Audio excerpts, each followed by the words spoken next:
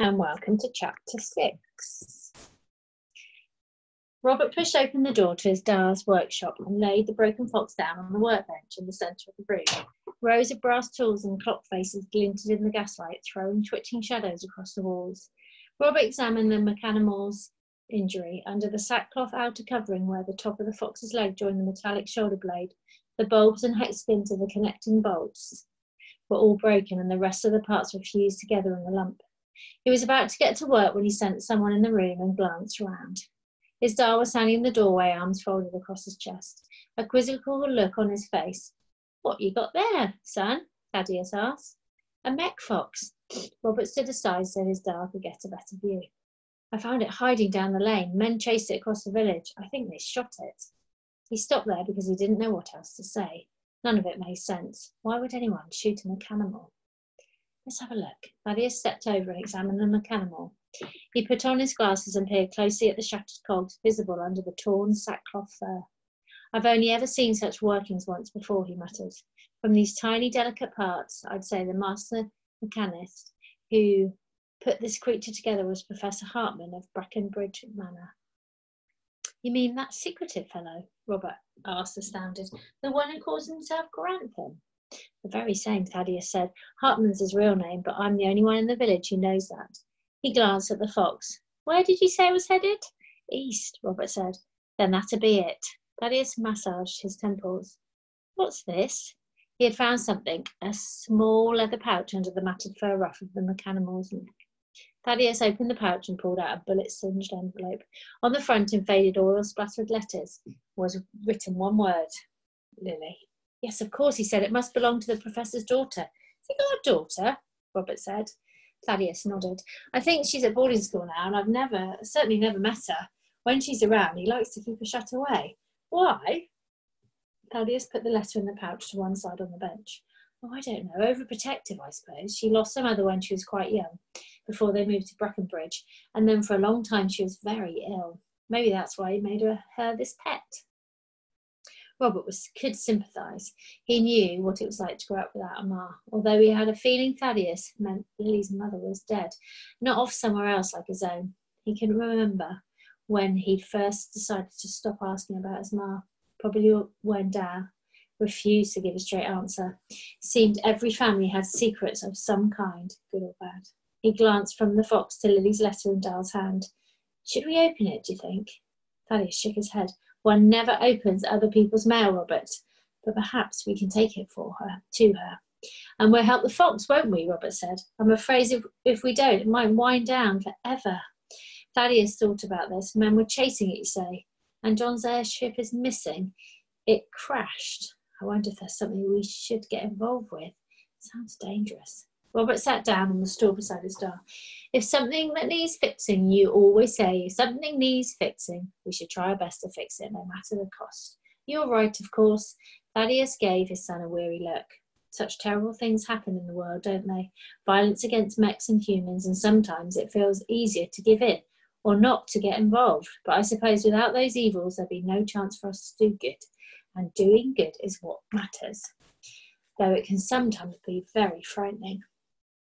Thaddeus paused and tapped the workbench thoughtfully with a screwdriver.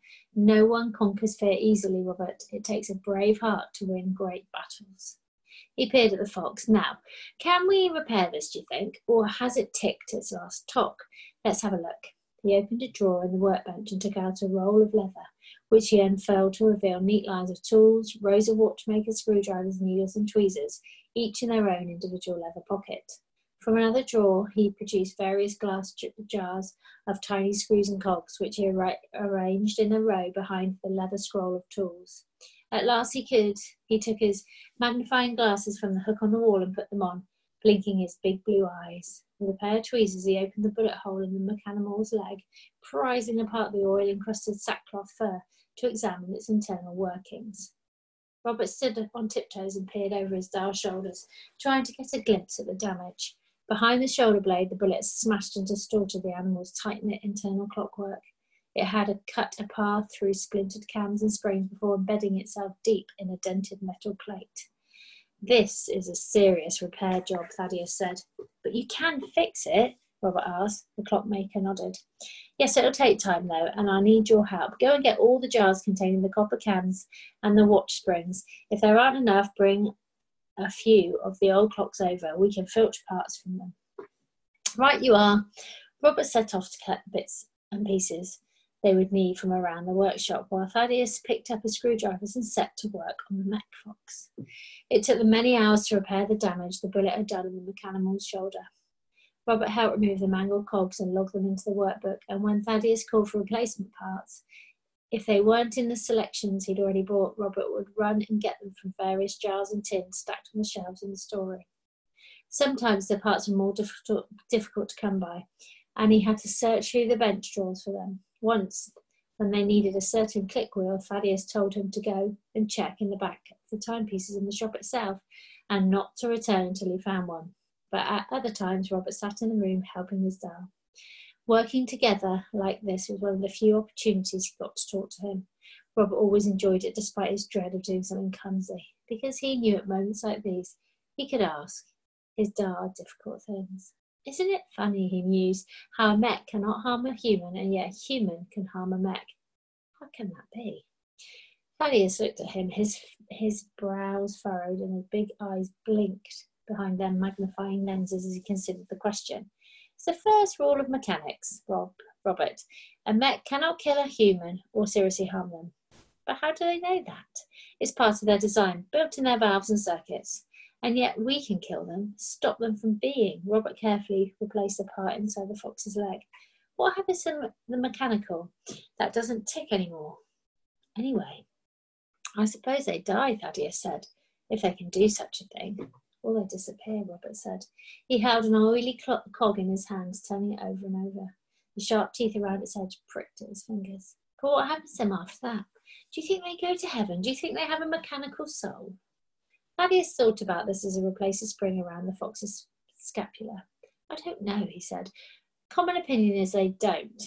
He paused. I've never told you this before. Perhaps I should have mentioned it earlier, but for a while, 7 years ago, when we first moved here, I used to go to Brackenbridge Manor to wind the clocks for Professor Hartman. When he learned that I repaired timepieces as well, he occasionally asked for help fixing one of the mechs, though I never saw this one. Robert's eyes widened. He hadn't realised his dad had worked on proper mechs before. It was yet another thing that had been kept from him. All of John's mechs were so delicately made. Excuse me. Thaddeus continued. And when they were working, something about them seemed different, more alive. How so? They're not like the regular models. They have quirks and think for themselves. If that doesn't make them living things, I don't know what does. But why aren't there more of those ones about? Robert persisted, pressing the teeth of the coal against his palm. Perhaps John made them specially, Thaddeus said. Certainly the mass-produced mechs never had that amount of personality. It takes skill to make such things. I think he only let me help with his repairs because he saw a kindred spirit. That and the fact he didn't like sending his mechs away to be fixed. Said it destroyed their personality. Thaddeus took a break from repairing the fox legs and packed his pipe with fresh tobacco from a pouch in his pocket.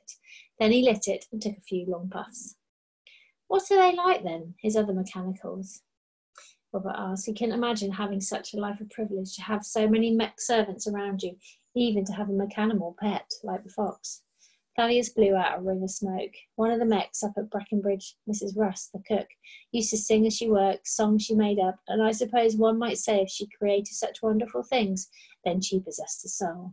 But still, when she broke down and John and I repaired her insides, I could never see where her spark of life came from. The thing is, Robert said, if you opened up a human, I don't expect you'd find evidence of a soul either. Or what's unique about them, come to that? Thaddeus shrugged. I don't know enough about these things to tell you, but one thing I do know is this. Feelings and intuition, love and compassion, those are the things which make a soul, not blood and bones or machine parts. He ruffled his son's hair with a callous hand. The soul's a matter of the heart, Robert, and the heart's a mystery even the greatest scientists don't understand. Robert nodded, but he wasn't sure he understood either. He watched Thaddeus put his pipe to one side and returned his screwdrivers, digging away at the cogs inside the mechanical fox. It truly was a remarkable device. Robert remembered it moving down the street just like it had a fox's soul, Perhaps Dar was right. The truth was there was less difference between humans and mechanicals than anyone would like to admit. At 3 a.m, Thaddeus finally laid down his tools and announced they were done. Taking a needle and thread, he stitched the fox's loose sack fur back together until the machinery in the legs was entirely hidden. Robert piled felt blankets into the workbench and then laid the mechanimal down on its side among them. After all, Thaddeus took the unique winder from where it hung about the fox's neck, placed it in the keyhole, and made 10 sharp turns. Then they sat back and waited to see if it would wake. The fox juddered, and Robert held his breath. He could hear the springs and cogs turning, ticking inside it, but the mechanimal didn't move or open its eyes. Perhaps, Thaddeus said, the new parts need time to bed in, and perhaps we can try winding it up again tomorrow, Robert added. Thaddeus put a hand on his shoulder. After your chores, please. It will still be here then. If it works, it works, and if it doesn't, it doesn't. We've done as much as we can for tonight, and sometimes that's all we can do. They took up the lamp and left the room, both so tired that they forgot about the letter left under the pile of tools on the workbench.